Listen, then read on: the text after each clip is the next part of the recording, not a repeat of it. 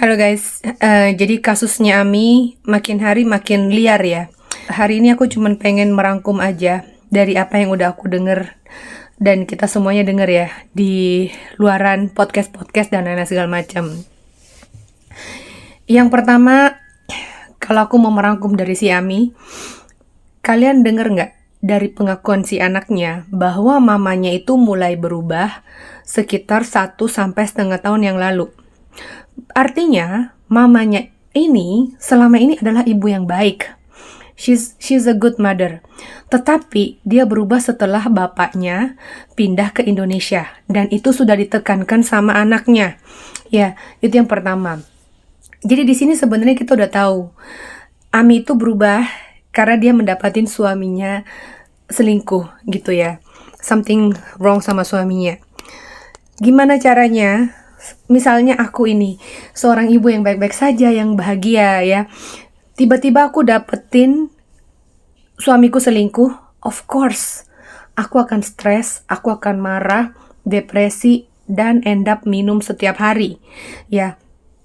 Karena apa? Minum itu untuk menjadi bahan pelariannya dia, supaya dia mabuk, dia tidur, dia bisa melupakan masalahnya dan lanjut lagi ke hari esoknya gitu loh. Kalian bisa nggak bayangkan di saat kamu di rumah menjaga 3 anak bersama dengan mertua dan anak juga mungkin ada yang nakal, ada yang susah diatur, ada yang agak sulit belajar kayak gitu. Jadi stresnya tuh banyak banget. Lalu kemudian kamu tahu bahwa suamimu lagi enak-enak di sana di luar. Jadi tekanannya tuh bener-bener sangat dalam ya. Makanya kalau misalnya suaminya menuduh Emi menjadi kayak gila atau kayak ada sakit jiwanya, hey, cek dulu yang bikin Emi itu jadi gila itu siapa? Ya, itu yang harus dicek. Karena sama kayak aku guys. Aku dulu ini waktu aku masih sama mantan suamiku ya, aku tuh sering dikatain gila sama dia, sama mantan mertuaku juga. Ini perempuan gila nih gitu. Karena kalau aku ngamuk ya, aku tuh bakalan ngamuk besar kayak orang gila. Bener. Aku bakalan lempar barang, aku lempar itu gelas apa semua aku hancurkan. Kenapa? Apakah karena aku memang perempuan gila? Bukan. Karena aku stres, aku depresi, aku nggak tahu gimana caranya aku mau mengungkapkan ini semua kemarahan, kekesalan, dan kita itu kadang kayak pengen draw your attention gitu loh. Perhatikan aku gitu loh. Jadi ini semua adalah harga normal karena kita itu terjadi kayak gangguan mental gitu ya. Tapi apakah kita benar-benar gila? Nggak gila. Cek dulu siapa yang bikin gila. Bener nggak? Sekarang setelah aku cerai, apakah aku gila? Aku normal, aku waras, aku sukses, aku kerjaanku lancar, mulus, aku so happy. Apakah ever in the day aku tiba-tiba marah-marah gak jelas? Nggak pernah. Karena sebenarnya kita itu bukan orang gila, tapi kita dibuat gila. Ya, itu yang pertama buat Emi. Lalu, yang berikut itu adalah soal suaminya. Suaminya itu sebenarnya guys ya, kalau kita mau rangkum, kenapa sih sebenarnya sampai dia bola lari tuh anak-anak? Karena kalian tahu nggak kisahnya Jamie Chua, salah satu influencer di Singapura yang sekarang itu dibilang kayak Lady Hermes gitu loh, yang salah satu kolektor Hermes paling besar di seluruh dunia kali ya, yang Hermesnya tuh nggak tahu berapa ratus biji gitu. Nah, belajar dari kasusnya Jamie Chua itu, mantan suaminya dulu itu juga adalah orang super kaya. Lalu kemudian selingkuh dan kemudian dia minta cerai. Dan waktu dia mau minta cerai itu, dia ketemu dengan satu pengacara yang sangat hebat dan pengacara ini ngajarin sama dia bahwa kamu tahu nggak gini. Oh, akhirnya dia tahu segala-galanya gitu ya. Ternyata di Singapura itu kalau misalnya kamu mau cerai, semua harta gono ginimu tuh akan dibongkar semua gitu loh.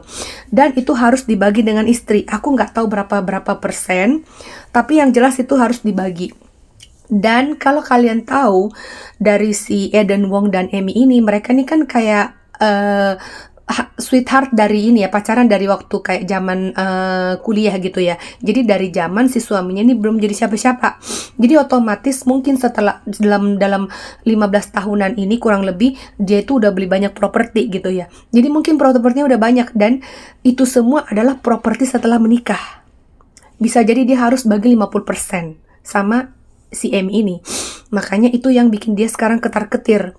Lalu kemudian itu adalah tunjangan anak. Mereka kan punya 4 anak yang kecil-kecil yang di bawah usia 12 tahun. Kecuali yang gede ini ya udahlah gitu ya, karena dia bisa memilih. Tetapi masih ada 3 yang kecil-kecil. Itu sesuai hukum seharusnya itu diambil sama ibu. Apalagi dia punya bayi. Jadi akan ada tunjangannya dan tunjangan bulanan itu sangat besar guys, sangat-sangat besar. Kalian bisa bayangkan sebesar apa sampai Jamie Chua ini bisa tiap bulan gak tahu beli berapa biji Hermes. Sampai dia bisa buka usaha dan hidup dengan sangat-sangat nyaman dan sangat berkelimpahan. Jadi kalian bisa bayangkan sebanyak apa tunjangan yang akan diberikan gitu loh. Jadi si Eden ini udah stres duluan nih gitu loh. Makanya sekarang dia harus menggiring opini gimana caranya supaya istrinya ini gila. Dia bawa lari tuh anak-anak semua supaya anak-anak itu ada di tangannya dia, supaya custody anak-anak itu ada di jatuh di haknya dia. Jadi dia nggak perlu bayar tunjangan ini. Gitu, paham ya? Lalu kemudian setelah itu si Eden ini sebenarnya sih nyata-nyata itu selingkuh. Semua orang tahu lah. Siapa sih sebenarnya yang dia mau bohongin? Ya, netizen Indo mau dibohongin sama dia. Yang kita ini pinter banget gitu ya. Yang kita ini detektifnya tuh ngalang-ngalin detektif Conan gitu ya. Sekarang gini, kamu memilih PA, ya PA itu yang cantik loh. Cantik, lebih cantik jauh dari istrimu. Sorry ya Ami, I'm not saying that you are not pretty, but in fact the PA is way younger, way sexier, way prettier. Oke, terlepas dari edukasinya dan segala macam, dia jelas nampak lebih menantang dan nampak lebih montok ya, lebih seksoy ya. Dengan semua filler-fillernya, oplas-oplasannya kan ya, dengan teteknya yang kayak membal-membal kayak gitu.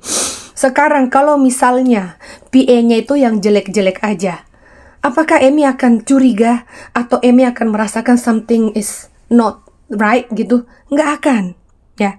Apalagi dalam konteks bahwa si PA ini nggak lancar bahasa Inggris, gitu, ya. Ini aku kasih lihat sama kamu, gambar PA-nya ini. Ini adalah PA-nya si Eden. Sekarang laki-laki normal yang punya duit, yang karirnya lagi naik-naiknya, yang udah bosen sama istrinya 15 tahun dipakai sama dia, tiba-tiba ke Indonesia ketemu yang gemoy-gemoy, montok-montok kayak gini. Apakah tidak ada yang bergetar di bawah? Katakan yang sesungguhnya sama aku, para laki-laki. Ya, kalian jujur, jangan munafik. Dan itu adalah hal yang pasti terjadi di banyak orang gitu, itu pasti terjadi. Makanya kalau cari PA ya jangan yang cantik-cantik, jangan yang seksi, jangan yang gemoy-gemoy. Karena kalau kamu cari yang cantik, seksi, gemoy, artinya kamu memancing dirimu sendiri gitu. Karena apa? Meskipun dari pertama aku cinta banget sama istriku, cinta banget, tapi setiap hari kamu lihat dia, dengar omongannya yang lembut-lembut, yang manis-manis, iya Pak, lalu kemudian setelah itu kamu jadi banyak ngomong-ngomong sama dia, pasti tumbuh benih cinta. Apalagi yang di rumah sudah 15 tahun, udah nggak tahu kita mau ngomong apa tiap hari sama dia. Paling anak-anak gimana? Baik. Kamu sehat? Baik. Udah makan? Udah. Gitu doang. Ketemu orang baru itu pasti terjadi. Karena cinta itu terjadi karena adanya kedekatan dan kebersamaan dan konversasi yang nyambung. Apalagi didukung oleh muka yang cantik dan body yang seksi. Ya, kalaupun misalnya si PA-nya ini bukan siapa-siapa, ya, dia bukan tujuannya untuk melakor, lalu kenapa dia pajang di sosial medianya seperti ini? Yang joget-joget pakai lingerie dengan ini tetenya lari naik turun semua. Sengaja memang dipamerkan. Karena memang sengaja untuk dipamerkan ke publik. Jadi sekarang biarlah masyarakat yang menilai. Oke.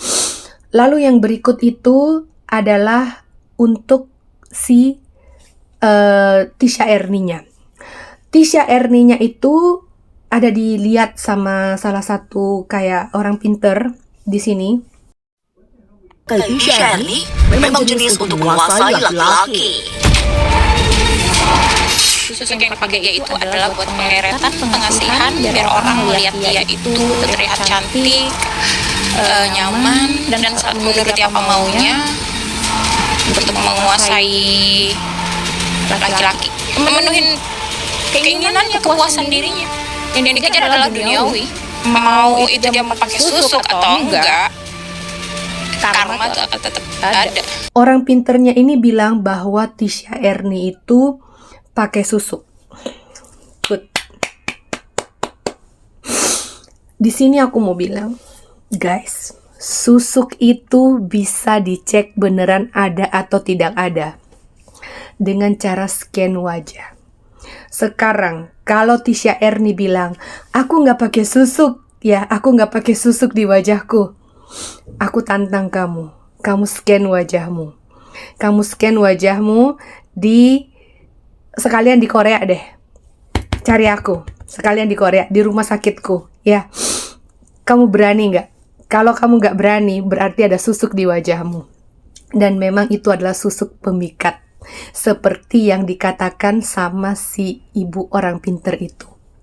Ya, buat para netizen juga sekalian, yuk kita dorong rame-rame si Tisha Erni. Berani nggak dia ngasih lihat beneran apakah dia itu tidak punya susuk atau memang dia bener punya susuk pemikat di wajahnya, sampai sang suami dan anak-anaknya itu bisa berbalik pantat sama mamanya sendiri.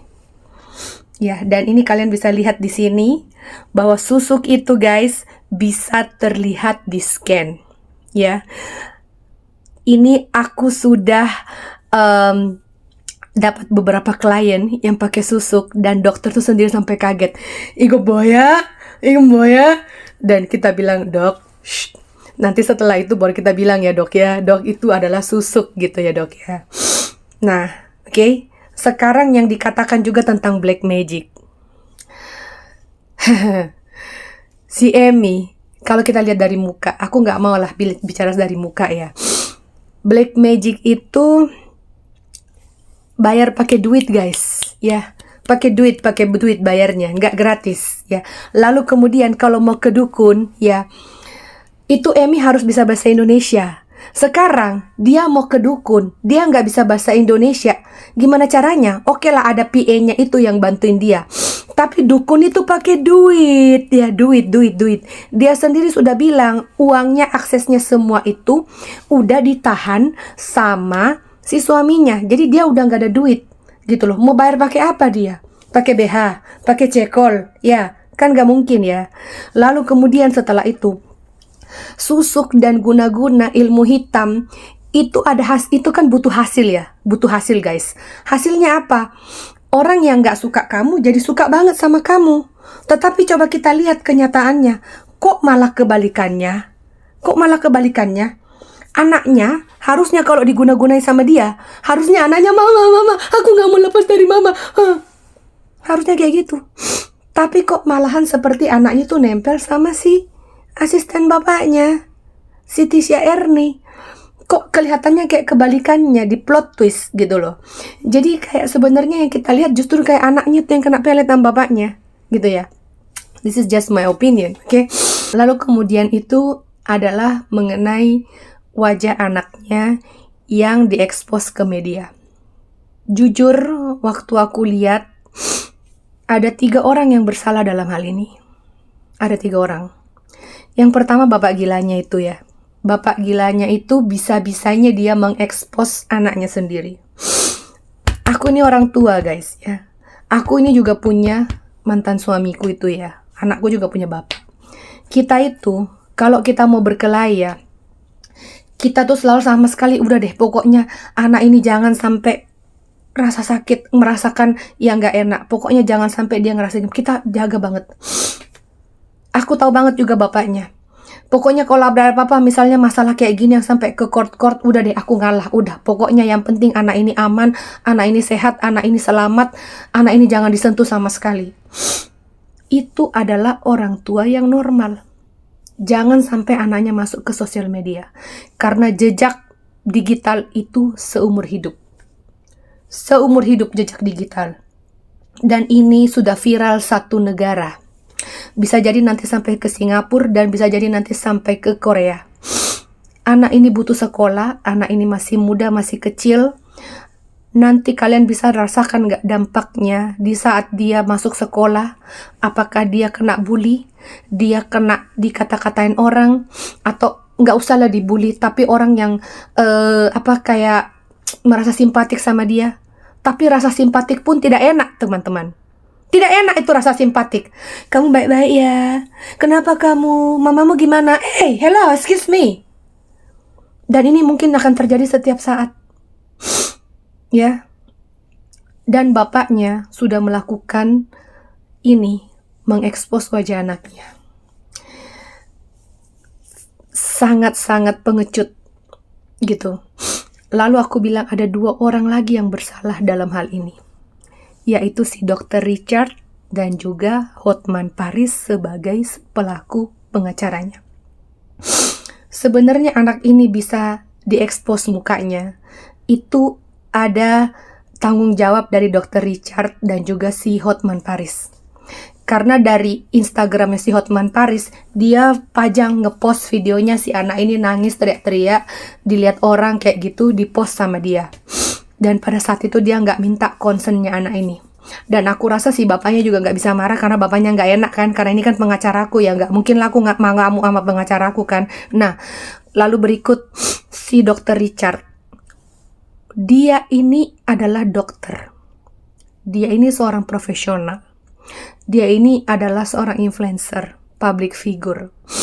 Pada saat dia mewawancarai seanak itu, memang dia ada bertanya, bolehkah aku mengekspos wajah kamu?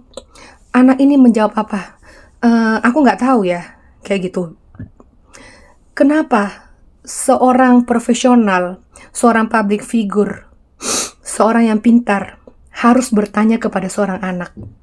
Boleh nggak aku kasih lihat mukamu di media? Anak ini lagi bingung. Anak ini lagi kacau juga pikirannya. Anak ini juga lagi ketakutan. Dan anak ini lagi kena banyak doktrin. Kenapa dia harus ditanyakan lagi? Kenapa dia harus disuruh untuk mengambil suatu keputusan yang dia sendiri nggak tahu nanti dampaknya seperti apa? Seharusnya sebagai seorang dokter, sebagai seorang pinter, sebagai seorang yang berpendidikan, si Dr. Richard ini bisa memberikan masukan. Kita interview tapi kita tutup aja mukanya ya, untuk kepentingan masa depan si anak ini. Ya. Si pengacaranya juga seharusnya melindungi si anak ini. Kalau bicara soal bapaknya, udahlah. Mungkin dia juga lagi stres, mungkin dia juga nggak sangka hal ini bisa menjadi viral, ya. Karena pikirnya dia paling pertama ya cuma melakukan hal pengecut aja, bawa lari anak, ngusir istrinya, that's it, dibuang kayak sampah kayak gitu, masalah selesai. Dan dia sebenarnya tidak sangka sampai hal ini menjadi viral seliar ini gitu ya. Jadi sebenarnya yang 2 orang yang paling berperan penting dan menurut saya sendiri paling bersalah dalam mengekspos wajah anak ini adalah Hotman Paris dan juga Richard Lee. Untuk kalian berdua, kalian jangan berpikir bahwa, oh aku kan membantu dia, aku kan udah minta dia punya minta izin, minta konsennya dia, minta konsennya si anak ini. No. Kamu tidak boleh seharusnya meminta konsen dari seorang anak, apalagi di saat dia lagi galau, lagi sedih, lagi bingung. Seharusnya itu tugasmu sebagai orang yang pintar untuk melindungi anak itu. Tetapi kamu tidak melakukannya. Kenapa? Jawab dengan hati nuranimu sendiri. Karena sebenarnya you guys don't give a fuck. Kalian tidak give a fuck. Apakah dia mau baik-baik aja, dia mau bahagia, dia mau senang. You don't give a fuck. Tanya sama dirimu sendiri. Kalau itu anakmu, Kamu pasti lindungi anakmu. Jangan sampai muka anakku terekspos di media dengan hal-hal yang seperti ini. Tapi karena itu bukan anakmu, bukan tanggung jawabmu, dan kamu mengekspos ini sebenarnya di YouTube, kamu buatin YouTube channelnya menjebatani dan lain-lain segala macam. Itu bukan karena kamu baik, bukan. Tetapi karena kamu juga pengen viral, kamu juga pengen ikut terkenal. Di mana ada masalah, di situ ngikut nempel. Di mana ada orang punya masalah, di situ ikut nempel. Terlihat seperti peduli, tetapi sebenarnya tidak peduli. Terlihat seperti orang yang baik, tetapi sebenarnya lagi mengais rejeki di sana. Lagi mengais rejeki di masalah orang lain. Supaya lebih viral, lebih naik namanya. Kita ini semuanya bukan orang bodoh kok. Ya, kita ini semua orang pinter. Semuanya punya otak, bisa berpikir. Gitu. Dan jujur aku sedih banget. Muka anak ini udah terekspos di media. Dan bahkan sampai anak kecilnya pun yang kedua itu disuruh video ya. Ingat ya video ini ya. Di ruangan ini kosong, gak ada siapa-siapanya. Hello. Aku ini educator anak-anak. Aku dulu kerja 5 tahun di dunia anak-anak. Ya, aku ngajarin anak-anak. Dari anak bayi, balita, sampai teenager aku ajarin. Ya. Tidak ada itu anak-anak sama sekali ya yang mau seperti ini. Satu, menjelek-jelekan orang tuanya di depan publik. Gak ada. Trust me, karena aku pernah dealing dengan anak yang domestic violence, bapaknya dan mama bapaknya tuh berkelahi dan lagi on the way proses cerai. Mereka cuma bisa menangis dan diam dan main game, nonton TV.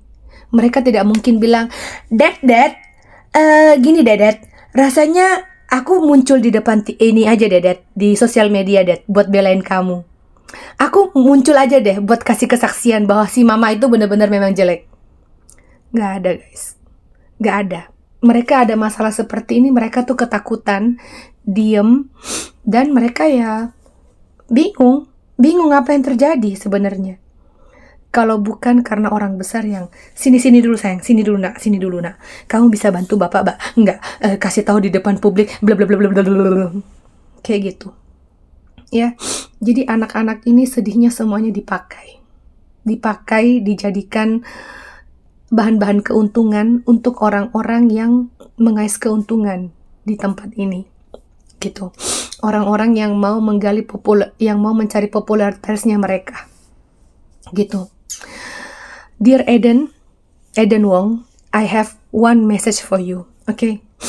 I'm telling you, whatever that you do now is actually a very stupid thing.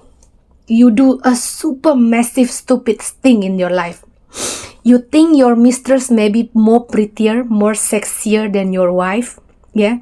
And then your wife is not so attractive anymore, so you just dump her like a trash like that. And then I know you must be very shocked now. Wah, you cannot believe, like, how come it's like you're like a very silent wife, like very antisocial, no social media, suddenly become viral. I know you must be very shocked, yeah. Choosing your mistress more than your wife is actually a big mistake, because now your mistress, maybe she's pretty now, she's fresh, she's young, okay? But how long you gonna live with her? Remember, there will be forever to live with someone that you choose in your life. Not only 1 year, not only 2 years, 3 years, 5 years, no. If you choose to live with someone, you have to live with them 10, 20, 30, 40, 50 years. And there will be so many things happen. All the character of the human will become out. Now you still feel the sweet thing, because she is taking the sweetness from you. She is sucking you out, you know. But you actually don't know what are you doing now. You don't know what you have sacrificed to be with this woman. She's uneducated. She's a prostitute. You think she can look after your kids? Wait and see. You think she can look after your 4 kids? You think she can raise your 4 kids? Wait and see. Now you feel she's better than your wife. She's more capable than your wife. I'm telling you, wait and see. You will regret it. Now your reputation gone. You already gone viral. She will dump you off also. She will dump you off with another man, with another rich man. Very easy to dump you. And also now, for Amy, I just want to tell you one thing. Always remember that this hardship time is not only you who feel it. Okay, you are not the only one that this happened to you in your life. Many women, many people have more worse condition than you. So be strong. Be strong and keep your mind straight. Tetap waras, Amy. Keep your mind straight, okay? Don't be crazy. Never do any wrong way, even once. Go back to Singapore straight away. Go to the family court. Provide all of your proof. Find a good lawyer and start to proceed your divorce. Because the government in Singapore will call Eden to go back to Singapore and proceed this one. Otherwise, all of his properties will be held by the government. So you have to go back now in Singapore. Your fight, we are all watching it. We are all watching your fight. And don't worry. You get many support. Okay? You got many support. You got many prayer for other people. So stay strong.